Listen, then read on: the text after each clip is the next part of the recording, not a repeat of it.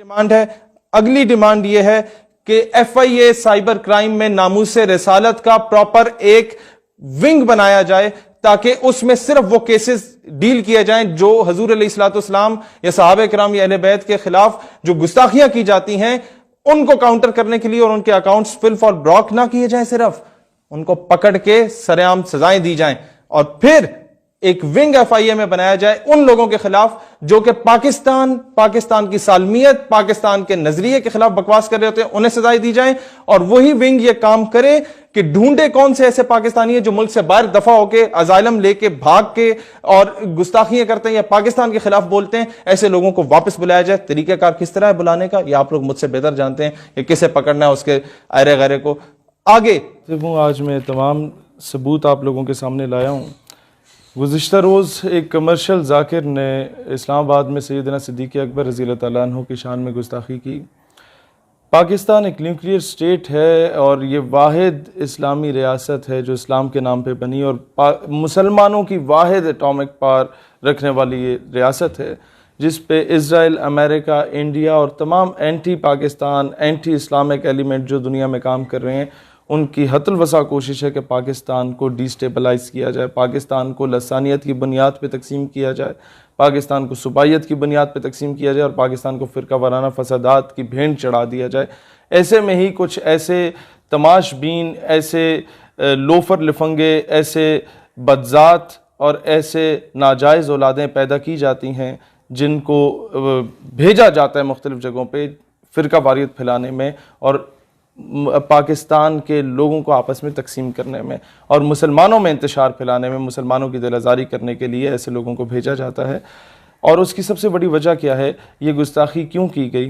क्योंकि इससे पहले कानून अमल में नहीं आया। इससे पहले कई केसेस रिपोर्ट किए गए, FIA के साइबर क्राइम विंग में पाकिस्तान टेलीकॉम अथॉरिटी को साथ भेजा गया, लिंक्स उनके ब्लॉक हो जाते हैं, वो लोग पकड़े नहीं जाते। उनको पकड़ने से पहले उन तक रिपोर्ट पहुंच जाती है कि जनाब आपके खिलाफ कार्रवाई हो सकती है, अपने अकाउंट ब्लॉक करो। वो ब्लॉक कर देते हैं, सबूत मिट जाते हैं और वो लोग बाहर होते हैं, वो ID चेंज करते हैं और फिर गुस्ताखियाँ करते हैं और फिर मुसलमानों की दिल आज़ारी होती है, फिर सड़कें ब्लॉक होती हैं, फिर धरने होते हैं, फिर कहा जाता है मुल्क के माशी इस्तेसाल में है और कोई इस तरह का ना खुशगवार वाक़या होता है तो हम FATF की जद में भी आ जाते हैं। और इन सारी चीज़ों का ज़िम्मेदार कौन होते हैं? वो लोग होते हैं जो इनको प्रोटेक्शन दे रहे होते हैं गवर्नमेंट में बैठ के, वो लोग होते हैं जो इनके ख़िलाफ़ कानूनी कार्रवाई नहीं करते। सबसे पहला केस आपके सामने लाता हूँ जो गुस्ताख़ रसूल का, गुस्ताख़ सहाबा का और गुस्ताख़ अहले बैत के तमाम केसेस मैंने इकट्ठे किए पिछले 2 साल के, सिर्फ मैं आपको डाटा दिखा रहा हूँ और वो भी कुछ जो मुझ तक पहुँचे। 1 मार्च 2019 का ये केस है और ये अभी तक इस पे कोई कार्रवाई नहीं की गई, इस बंदे को नहीं पकड़ा गया। दूसरी जो दरख्वास्त जमा कराई गई थी वो 2 जनवरी 2019 का केस है। 7-8 यूट्यूब के लिंक्स यहाँ पर दिए गए थे। वो बंदा जो था वो अभी तक बाहर है, उसके खिलाफ कोई, मैं नाम इसलिए नहीं ले रहा क्योंकि ये लोग जिनके नाम लिए जाएंगे वीडियो में ये फिर बाहर अजाइलम के लिए अप्लाई करके बाहर दफ़ा हो जाते हैं और अमरीका और तमाम मुल्क दुश्मन अनासिर इनको पाल पोस के बड़ा करते हैं, जिस तरह कादियानियों के साथ हुआ, इसी तरीके के दीगर कुफार के साथ भी किया जाता है।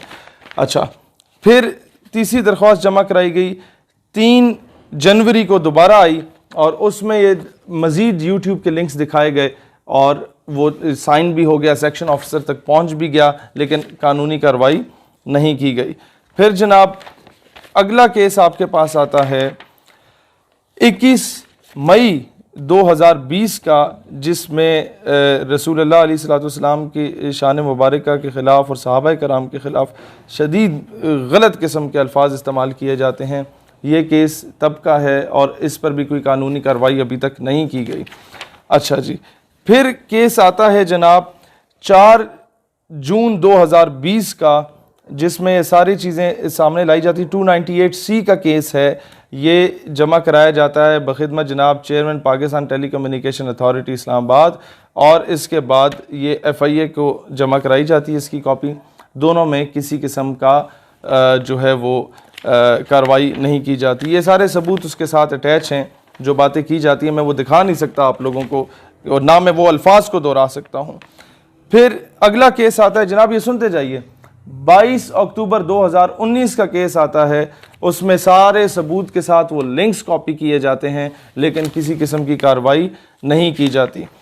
फिर आता है जनाब 1 मार्च 2019 का केस, उस बंदे का जो कि अपना आईडी कार्ड चेंज करवा के मुल्क से बाहर फरार हो चुका है, बाहर अजालम ले चुका है। उसका नाम अगर मैं लूँगा तो शायद उसे मज़ीद अक़वाम मुत्तहिदा की आड़ में आके मज़ीद जो है वो किए जाएंगे। लेकिन इसका आईडी कार्ड किसने चेंज कराया, पासपोर्ट किसने चेंज कराया, कौन इसके पीछे है, इस पर इंक्वायरी बैठनी चाहिए। और बिलखसूस रावलपिंडी के FIA के साइबर क्राइम का जो ऑफिस है, वहाँ पर बार बार जाके दरख्वास्तें दी गई लोगों की जानिब से, कोई अमल दरामद नहीं हुआ, टरखाया गया और केस को प्रोलॉन्ग किया गया जब तक लोग बाहर फरार हो जाते हैं। अच्छा जी, 13 मई 2019 को ये गुलाम सईद साहब ने चकवाल से एक केस दायर किया गुस्ताखाना खाकों के ख़िलाफ़ PTA और FIA में, लेकिन इस बात को भी सुनवाई नहीं हुई। अगला केस आ जाता है जनाब ये, इसमें डिस्ट्रिक्ट मजिस्ट्रेट इस्लामाबाद की जानिब से भेजा जाता है FIA और PTA को ये केस, और अब 22 अप्रैल 2019 का, और सिग्नेचर्स के साथ, सारे स्टैंप के साथ अभी तक कोई कार्रवाई नहीं की गई। फिर जनाब अगला केस आता है आपके पास 11 जुलाई 2019 का, उसमें भी, और इस पे लिखा हुआ है द मैटर में बी असाइन टॉप प्रायोरिटी, और ये भेजा जाता है government of Pakistan ministry of interior से, ये आपके इंटीरियर मिनिस्टर की जानिब से भेजा जाता है, और जो भेजता है वो ये आपके सामने है, लेकिन कोई कार्रवाई अभी तक नहीं हुई। 11 जुलाई 2019 की बात थी और अभी 2020 का अगस्त चल रहा है जनाब। फिर आता है आपका 29 अप्रैल 2019 का केस, अभी तक किसी किस्म की सुनवाई नहीं की गई। फिर जनाब आपके पास आता है ब्लास्फेमस कंटेंट का केस, PTA की जानिब से भेजा जाता है, रेफ़र किया जाता है मिनिस्ट्री ऑफ इंटीरियर को, और मैं अभी उन लोगों के नाम नहीं लेता, उनमें से क्या पता कोई बेगुनाह भी हों जिन ऑफिसर्स के पास गया, लेकिन जनाब जब 1.5 साल हो गया है ना, तो फिर मुझे मजबूर ना करें, अगली बार मैं नाम लेने पे भी मजबूर हूँगा। 15 जुलाई 2019 का केस है, अभी तक कोई सुनवाई इसकी नहीं हुई, और मतलब गुस्ताख रसूल या गुस्ताख साहबा, गुस्ताख अहले बैत जो हैं उन्हें गिरफ्तार नहीं किया गया। और आखिरी केस है 17 अप्रैल 2019 का, महकमा औकाफ की जानिब से भेजता है FIA के साइबर क्राइम विंग में, वो जनाब उसकी कोई सुनवाई नहीं होती। ये आपके इस्लामाबाद के वो केसेस हैं जिन पे सुनवाई नहीं हो रही, और जब इन पे सुनवाई नहीं होती तो लोगों को मौका मिलता है कि हमें तो लगाम डालने वाला यहाँ पर कोई मौजूद है ही नहीं, लिहाजा किसी भी सहाबी रसूल की या अहले बैत कराम अलैहिस्सलाम में से किसी की शान में या रसूलुल्लाह अलैहिस्सलाम की शान में अगर कोई गुस्ताखी करता है तो वो खुलेआम करता है, उसे इस चीज़ का खौफ नहीं होता कि हमें पकड़ा जाएगा या नहीं पकड़ा जाएगा। 2-4 केसेस इस तरह के होते हैं जो कि बहुत हाई लेवल के उस अवाम में चले जाते हैं और अवामी दबाव के अंदर आके गवर्नमेंट शायद कोई एक्शन ले ले, अदरवाइज कोई सुनवाई नहीं होती। फिर कोई कानून हाथ में लेता है तो कहा जाता है तौहीन अदालत होती है, कानून हाथ में नहीं लेना चाहिए। लेकिन इस पे देखा जाए कि गवर्नमेंट में या इदारों में या महकमों में कौन कौन से ऐसे सिंपथाइजर्स मौजूद हैं जो ऐसे लोगों की प्रोटेक्शन कर रहे हैं। मैं हमेशा ये कोशिश करूँगा पाकिस्तान में फ़िरका वारियत ना फैले, मुसलमान एक होकर रहें, क्योंकि पूरी दुनिया के मुसलमानों को आप लोगों से उम्मीदें वाबस्ता हैं। You are the only nuclear state, you are the only country after Madina पाक, the only homeland after Madina पाक which was made on the name of Islam. Pakistan हमेशा जिंदाबाद।